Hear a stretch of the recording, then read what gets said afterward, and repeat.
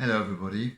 Fans of James Joyce called today, the 16th of June, Bloom Day. Bloom being the main character in his huge novel Ulysses. Leopold Bloom's day is followed through his interaction with all sorts of different people, and you get a feeling of what's going on in his mind all the time. And that's what made it, for me, quite difficult to read, and I'm afraid I never got very far.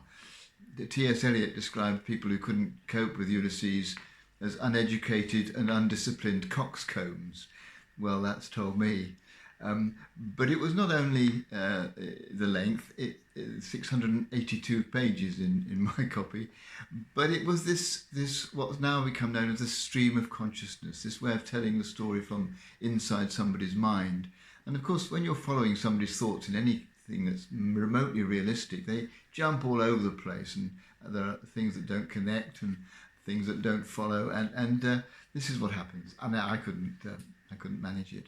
But it made me think about my own stream of consciousness, and that actually what goes on in my mind is much the same. I'm jumping around from one thing to another, finding one thing distracts me from something I was thinking about before, and it's sometimes quite confusing following what's going on in my head. And yet it's mine, you know. I think that it doesn't matter if it's a bit confusing. If it's me, I just don't particularly want to hear about Leopold Bloom's.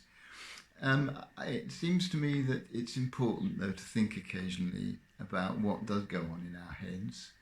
For Jesus, it was really important.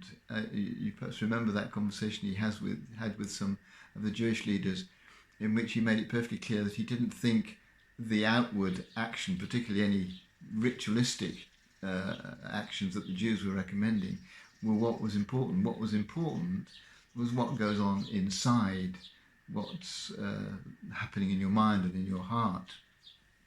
And later on in the New Testament, St. Paul spells this out very clearly in writing to the Philippians. He says, whatsoever is true, whatsoever is honourable, whatsoever is just, whatsoever is pure, whatsoever is pleasing, whatsoever is commendable, think on these things.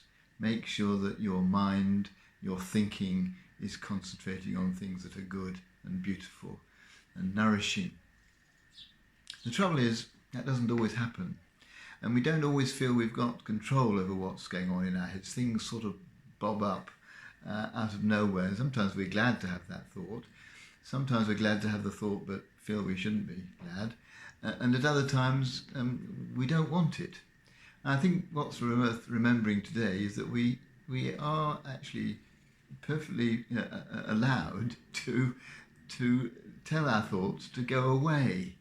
You know, if there's something happening in our stream of consciousness that we don't like, or that hurts us, or that is not something that we feel is as loving as it should be, we can tell that thought to go away. And there's no guarantee it won't come back again, of course, but at least we're exercising some control, and as time goes on, such control begins to change things so that those thoughts become less common and bob up less frequently. And so today I'm going to be a bit more aware of my own stream of consciousness and remind myself that if there's something there that I don't want in my head, I'm perfectly entitled to get packing